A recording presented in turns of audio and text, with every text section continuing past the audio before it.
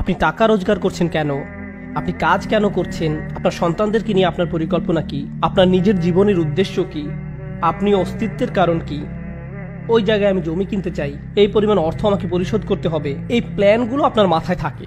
কিন্তু আল্লাহকে নিয়ে আপনার লক্ষ্যগুলো কোথায়? এই প্রশ্নটাই আমি আমাকে করি এবং আপনাদের নিজেদেরকেও করা দরকার। এখন যে জিনিসটাতে আমি আপনাদের দৃষ্টি আকর্ষণ করতে চাই তা হলো বাহির বনাম ভিতর।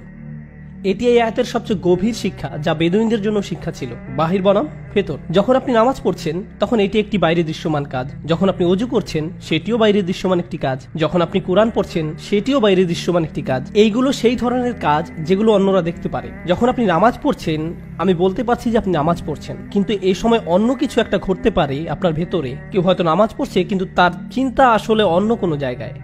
কেউ হয়তো কোরআন পড়ছে কিন্তু তারা কি পড়ছে তাতে তাদের মনোযোগ নেই। বুঝতে পেরেছেন? আল্লাহ আমাদের ভিতরে যে পরিবর্তন হচ্ছে সেটা দেখতে চান। ওয়ালাম্মা ইয়াদখুলুল ঈমানা ফি কুলুবিকুম। ঈমান তোমাদের অন্তরে প্রবেশ করেনি। একদম হৃদয়ের গভীরে আপনি কি চিন্তা করেন? আপনার জীবনের লক্ষ্য কি? আপনি টাকা রোজগার করছেন কেন? আপনি কাজ কেন করছেন? আপনার সন্তানদেরকে নিয়ে আপনার পরিকল্পনা কি? আপনার নিজের জীবনের উদ্দেশ্য কি? আপনি অস্তিত্বের কারণ কি? প্রত্যেকের আর্থিক লক্ষ্য আছে। আপনি ভাবেন যে এই পরিমাণ অর্থ আমি এই বছর উপার্জন করব, এত পরিমাণ সঞ্চয় করতে চাই, ওই জায়গায় আমি জমি কিনতে চাই, এই পরিমাণ অর্থ আমাকে পরিশোধ করতে হবে। এই প্ল্যানগুলো আপনার মাথায় থাকে। কিন্তু আল্লাহকে নিয়ে আপনার লক্ষ্যগুলো কোথায়? এই প্রশ্নটাই আমি আমাকে করি এবং আপনাদের নিজেদেরকেও করা দরকার। এবং আপনার অর্থ, গাড়ি, স্কুল, বিয়ে, এসব সকল বিষয় নিয়ে আপনার মনে যেই চিন্তা আছে সেগুলো আপনার হৃদয়ে জায়গা করে ফেলে। আপনি সব সময় সেগুলো নিয়ে চিন্তা করেন। আপনি যখন গাড়ি চালান আপনি তখন চিন্তা করেন। বাসায় বসে থাকলে আপনি সেগুলো নিয়ে চিন্তা করেন।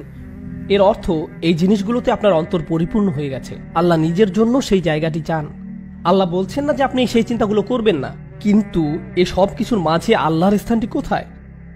আমি আল্লাহর জন্য কি করছি? আমি আল্লাহর জন্য কি করছি? অন্যান্য ধর্মে সর্বত্র এটাই এখন দুনিয়ার চিত্র। আর সমাজবিজ্ঞানে এই জিনিসটা নিয়ে সবসময় বলেন যে এখন কিভাবে প্রধানমন্ত্রী খ্রিস্টান, হিন্দু, বৌদ্ধ, ইহুদি, এমনকি মুসলিমরাও তারা তাদের ধর্মকে খুব সহজভাবে নেয়। এটা এমন জিনিস যেটা তাদের বাবা মা তাদেরকে উত্তরাধিকার সূত্রে দেয়। তাই বেশিরভাগ সন্তান যারা আজকাল বড় হচ্ছে ধার্মিক হচ্ছে না, কারণ এটা শুধু তাদের বাবা মার একটি সংস্কৃতি। তারা এটাকে নিজেরা বিশ্বাস করে এমনভাবে দেখে না, তারা এটাকে দেখে তাদের সংস্কৃতি হিসাবে। যেমন ধরুন, আপনি একভাবে কাপড় পরেন, সেটা আপনার সংস্কৃতির অংশ। আপনি এক ধরনের খাবার খান, সেটা আপনার সংস্কৃতির অংশ। আমাদের সংস্কৃতিতে আমরা এইভাবে প্রার্থনা করি, আমাদের সংস্কৃতিতে এই ধরনের প্রথা আছে, এই ধরনের ঈদ বা এই ধরনের উৎসব আছে। এগুলো শুধুই সাংস্কৃতিক ব্যাপার। তারা কিন্তু বিরিয়ানি বা বাখলাবা খায় না, তারা পিৎজা খায়, তারা বার্গার খায়। তারা আমাদের থেকে ভিন্ন। তাই তারা যখন পুরাতন সংস্কৃতি থেকে বের হয়ে যায়, অনেকেই সাথে সাথে পুরাতন ধর্ম থেকেও বের হয়ে যায়। এটা শেষ, কারণ পুরো ধর্মটা তাদের কাছে শুধুই সংস্কৃতি ছিল। এটা তাদের কাছে শুধু কতগুলো বাহ্যিক নিয়ম কানুনের সমষ্টি ছিল মাত্র। অন্তরের ভেতরে কি হচ্ছে তার সাথে ধর্মের কোনো যোগাযোগ নেই। এটা খুবই গুরুত্বপূর্ণ ব্যাপার, কারণ আপনি একটি পুরো মুসলিম প্রজন্ম ওইভাবে হারাতে পারেন। গত বছর আমি মেক্সিকোতে গিয়েছিলাম একদিনের জন্য, মেক্সিকো সিটিতে। আমি যখন সেখানে ছিলাম, যেটা বিশ্বের সবচেয়ে জনবহুল শহরগুলোর একটি, 38 মিলিয়ন লোকের বাস, আমার মোবাইলে হালাল দোকান খোঁজার অ্যাপস ছিল, যা দিয়ে আমি হালাল দোকান খুঁজছিলাম, কারণ সেখানে আমাকে আরও 6-7 ঘন্টা থাকতে হবে আমার স্ত্রী সহ। আমি 2টা রেস্টুরেন্ট পেলাম, তো আমরা একটা মরক্কান রেস্টুরেন্টে গেলাম। যাই হোক, আমরা গেলাম সেখানে। সেই মরক্কান ভাই এই রেস্টুরেন্টটি চালু করেন 1972 সালের দিকে। এটা তখন সেখানকার 2টা হালাল রেস্টুরেন্টের মাঝে একটা ছিল। এটি ছাড়া আরেকটা পাকিস্তানি রেস্টুরেন্ট আছে। তো আমরা কথা বলা শুরু করলাম। আমি প্রশ্ন করলাম, তুমি ব্যবসা করো কিভাবে? তোমার ক্রেতা কোথায়?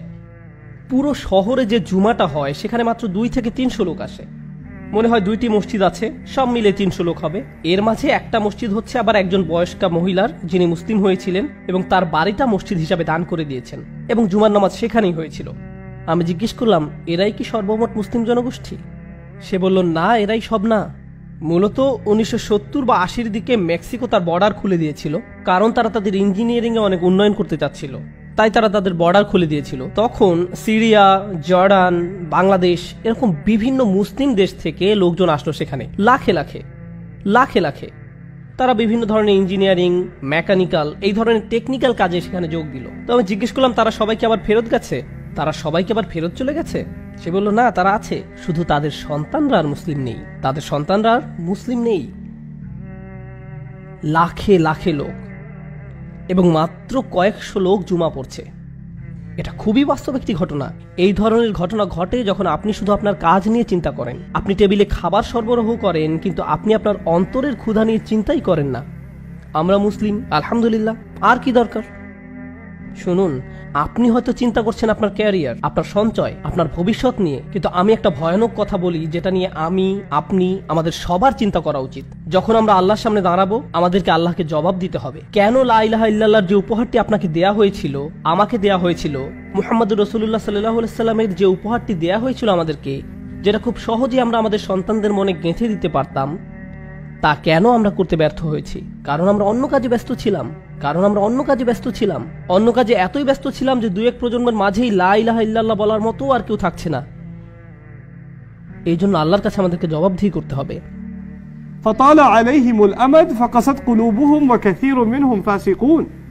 আল্লাহ বলছেন, তাদের উপর সুদীর্ঘকাল অতিক্রান্ত হয়েছে, অতঃপর তাদের অন্তরসমূহ কঠিন হয়ে গেছে এবং তাদের অধিকাংশই ফাসেক হয়ে গেছে। এই কারণেই আমি আপনাদের সাথে এই আয়াতটি শেয়ার করতে যাচ্ছিলাম। সবাই ভাবে তাদের পরিবার এগুলো থেকে নিরাপদ। কারো যদি এরকম চিন্তা করার অধিকার থেকে থাকে, তাহলে সেটা হতো ইব্রাহিম আলাইহিসসালাম। ইব্রাহিম আলাইহিসসালাম বলতে পারতেন, আমি আমার সন্তানদেরকে সঠিকভাবে গড়ে তুলেছি। তার সন্তানরা আল্লাহর প্রতি সমর্পণের ক্ষেত্রে এতই অনুগত ছিল, ইফআল ইয়া আবাত ইফআল মা তু'মার, বাবা তাই করুন যা আপনাকে করতে বলা হয়েছে। যদি আল্লাহ আপনাকে বলে থাকেন আমাকে কোরবানি করতে হবে, তাই করুন, বাবা ঠিক আছে, এটা আল্লাহর ওয়াস্তে। ফালাম্মা আসলামা ওয়া তাল্লাহু লিল জাবিন। আল্লাহ আরো বলছেন, যখন তারা দুইজন আল্লাহর কাছে সমর্পণ করলো এবং সে তাকে জবেহ করার জন্য সাহিত্য করলো। এমনকি এই পিতা ইব্রাহিম আলাইহিসসালাম, উনি নিজের সন্তানদের সম্পর্কে এতটাই চিন্তিত ছিলেন যে উনি আল্লাহর দিকে ফিরে বললেন, আমাকে ও আমার সন্তান সন্ততিকে মূর্তি পূজা থেকে দূরে রাখুন। উনি বলেননি ওয়াজনুবনি ওয়াজুররিয়াতি, আমাকে এবং আমার বংশধরদেরকে দূরে রাখুন। আর না আবুদাল আসনাম, উনি আল্লাহকে বলছেন, হে আল্লাহ, আমাকে এবং আমার ছেলেদেরকে মূর্তি পূজা থেকে রক্ষা করো।